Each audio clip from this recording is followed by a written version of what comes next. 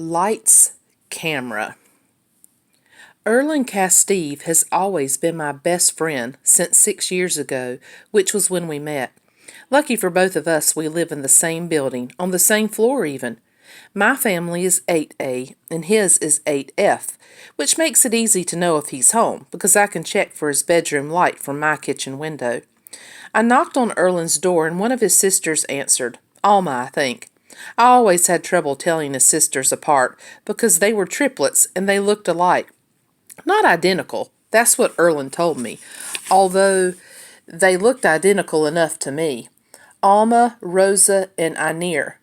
They were all 2 years older than Erland, with dark straight hair and dark eyes. Erland was a triplet too, but I could always tell Erland apart from Kareem and Eric. Erland said he and his brothers tricked their teachers all the time, and the other kids at our old school. He said they even tricked his parents once, but not me. I always knew. That's because Erland just looked like Erland. "Oh," Alma or whoever said when she saw me at the door, "it's you." Then she screamed over her shoulder, "Erland, your lame friend is here." Erland came to the door lickety-split and tugged me down the hall toward the room he shared with his brothers. The Casteves' apartment was bigger than ours, but that day it was crowded. Stuff full of people I didn't recognize, and giant bright lights on stands everywhere, and big black camera equipment. "What's going on?" I asked. "They started filming already," Erland whispered, shutting his bedroom door. "Quick, over here." He tugged me to a sort of fort he'd made with an old patchy quilt tied to his and Kareem's bunk bed. "I thought you said they weren't supposed to come till next week." "Shh," Erland hissed, tugging the quilt door closed around us. He poked his head out to make sure no one had followed us, I guess, and then leaned back against the wall. "I made a deal with Mom that no one's allowed to record inside the fort. This is my one secret space. They wrote it on a form and everything. Here, and the bathroom when someone's peeing. Those are the only places they can't go." Erland looked very upset.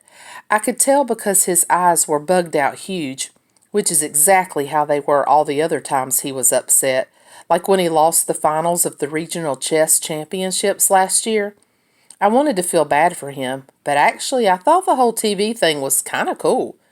"Maybe it will be fun," I told him, "having your own show." This year, a network was filming a reality show about Erland's family. It was going to be on the television and the internet and everything. People were going to follow them around with cameras everywhere they went, and then other people would watch all the episodes. The whole family would probably have their faces all huge on a billboard right off the FDR Drive, and everywhere they went, people would know everything about them. I thought it sounded amazing. I asked my parents why we couldn't have a reality show about us, and Dad said, "Because your mother and I didn't have the foresight to have 2 sets of triplets. Now eat your spinach." Erland wrinkled his nose at me, and I watched his face while he thought hard.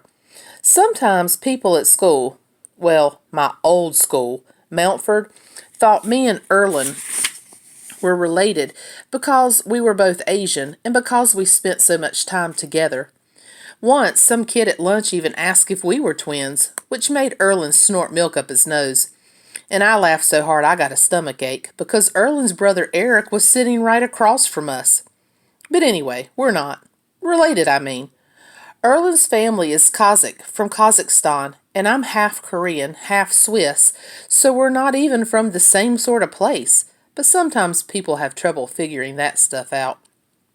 "I don't think it will be fun," Erland told me. "I don't want everybody in the world to watch me pooping." "I thought you said they couldn't film you in the bathroom." "You know what I mean," Erland said, even though I wasn't sure I did. "I just want to be left alone." "Oh," I told him. I guess that made sense. But still, I couldn't help thinking that it would be awfully nice to have people think you were interesting enough to put on TV.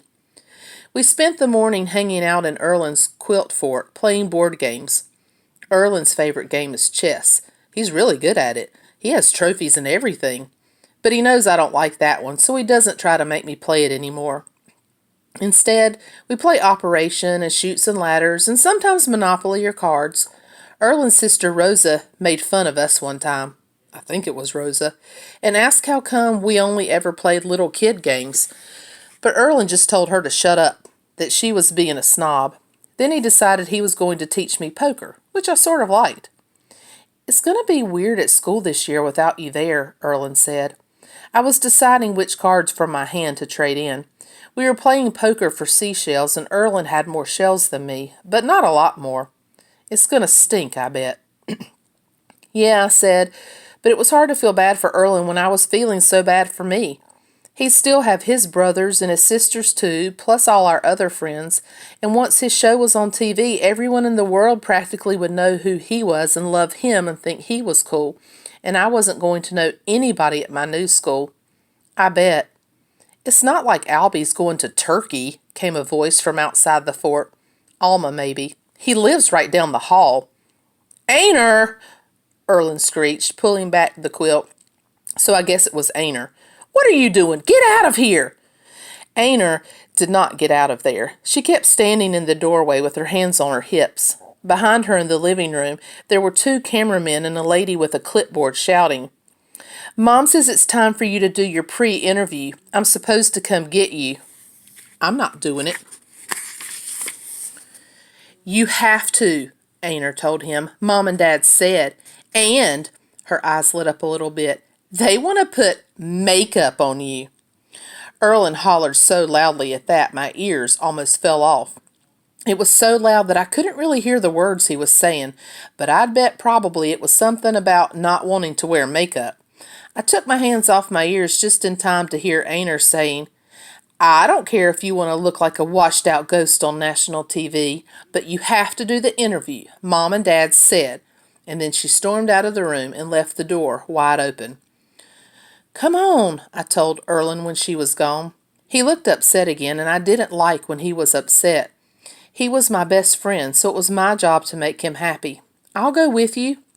And I gave him the Vulcan salute, which was just the 4 fingers of my right hand making a V. It was from an old TV show that Erlen's dad liked.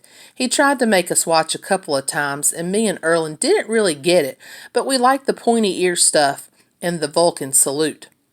Erlen Vulcan saluted me back, and together we left the tent. Erlen did the interview because Kareem and Eric refused to pretend to be him, even after he said he'd give them $10, but he didn't let the makeup lady put makeup on him. He told that lady if she even tried to brush his hair, he put an ancient Cossack curse on her, which I did not know Erlen knew how to do before that. But like my mom says, you learn something new every day. Erlen sat on the couch with Eric and Kareem, who answers questions about what it was like to be a triplet and how they like living in New York City, all sorts of things. Eric and Kareem were the only ones who answered. Erlen scowled at the wall the whole time. I only knew that's what he was doing because his mom kept hissing, Erlen, stop scowling! And the woman with the clipboard shook her head at the man with the earpiece and said, It's fine, we'll edit, keep rolling. And 4 different people asked, Erlen, do you have anything you want to add? He did not. With all the bright lights on them, Eric and Kareem did look a lot less washed-out ghosts than Erlen did. I was a good best friend the whole time they were recording the interview. It took a long time, and not just because of the scowling and the hissing. It also took a long time because the lady with the clipboard decided she wanted to move the couch twice, and every time Erlen and his brothers had to get up, and then all the people with the headsets had to move all the camera equipment and the lights and everything. And then after that, they'd ask the same exact interview questions all over again, and there would be more hissing and more scowling, but the whole time I stood by the camera and made funny faces at Erlen to cheer him up, which I think was working until the woman with the clipboard pointed at me and said, Who is this kid? Can we get him out of here? He's in my light. And I had to go home. That's right. When I checked through my kitchen window to see if Erlen's bedroom light was on, just before I went to bed, he spied me checking. And he smiled a tiny smile and gave me the Vulcan salute. I Vulcaned back. It was good to know that even if Erlen was about to be a big-time TV star, he was still my best friend. When they talk about the Vulcan salute, they're talking about when people can do that. and that's from the TV show Star Trek. All right, see you next time.